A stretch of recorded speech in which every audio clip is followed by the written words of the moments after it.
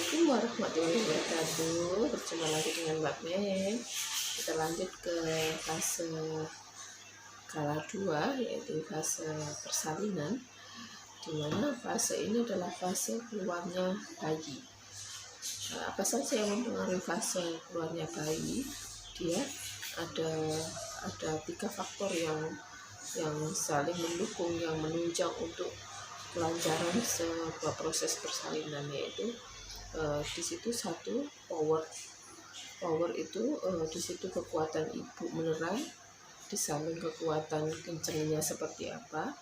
Jadi jikalau kenceng-kenceng itu sudah membukaan 10 dan kenceng-kencengnya itu kurang maksimal atau jarang, nanti bisa dikasih perangsang.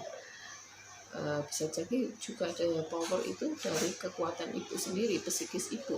Jadi ibu memang dia semangat untuk lahiran normal seperti itu. Terus 2, power kedua, passage itu jalan lahir. Jadi faktor kedua yang mempengaruhi keluarnya bayi yaitu passage, yaitu jalan lahir. Apakah jalan lahir itu jalan lahirnya dia panggulnya bagus, panggulnya bukan panggul yang sempit seperti itu, atau ada kelainan panggul-panggul yang lain. Jadi itu juga mempengaruhi. Misalkan mungkin dia panggul yang bukan panggul seorang wanita, jadi panggulnya seperti cenderung panggul seperti seorang pria. Ada panggul ginekoid. 3 yaitu passenger. Kalau passenger itu dari janinnya, dari bayinya. Gimana dengan bayi itu? Apa dia dengan tinggi ibu yang misalkan proporsional? Enggak seperti itu. Jadi biasanya dengan bayi yang ukurannya lebih dari 4 kilo itu otomatis akan mempengaruhi proses persalinan juga, karena bayinya besar. Jadi istilahnya mungkin banyak hal yang mempengaruhi itu. Bisa jadi memang ukurannya 4 kilo tapi ibunya tinggi besar, jadi seperti itu. Proporsional antara ibu dan ukuran perut. Jadi itu sudah saat pemeriksaan kita juga sudah tahu, dengan ibu yang tinggi 165, tinggi perutnya setelah diukur kok ternyata dia 38 cm. Nah itu tidak apa-apa karena proporsional, ibunya tinggi jadi perutnya besar. Nah, misalkan dengan ibu yang kecil 150, mungkin perutnya tidak harus, jadi nggak masing-masing orang beda seperti itu. Cuma dia kalau dengan ibu yang standarnya dengan tinggi fundus atau tinggi rahim, yaitu setelah diukur dari permukaan perut, yaitu dari atas tulang simfisis atau tulang kemaluan sampai tingginya yang di atas perutnya itu harus tidak melebihi dari 35 atau sampai 37.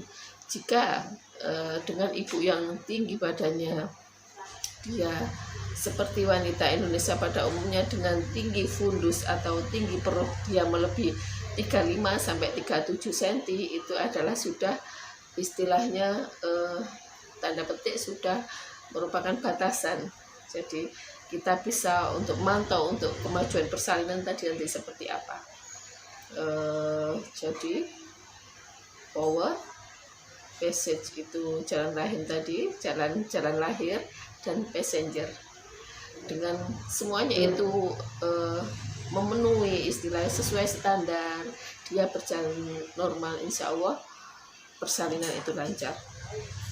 Bagaimana cara mengetahui jika berapa lama kita harus meneran? Nah, itu pada jika ibu itu primipara atau ibu hamil pertama, mengejan itu kita kasih batasan 2 jam.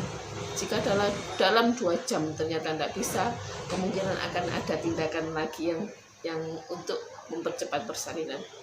Kalau dengan multipara atau anak hamil lebih dari satu atau hamil kedua ke atas, itu meneran kita batasannya adalah 1 jam.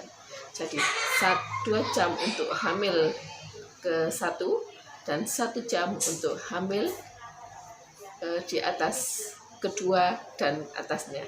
Demikian sharing dari saya, semoga bermanfaat, berbagi ilmu. Nanti jika ada yang lebih, istilahnya pertanyaan yang lebih jauh, mungkin bisa konsultasi ke dokter.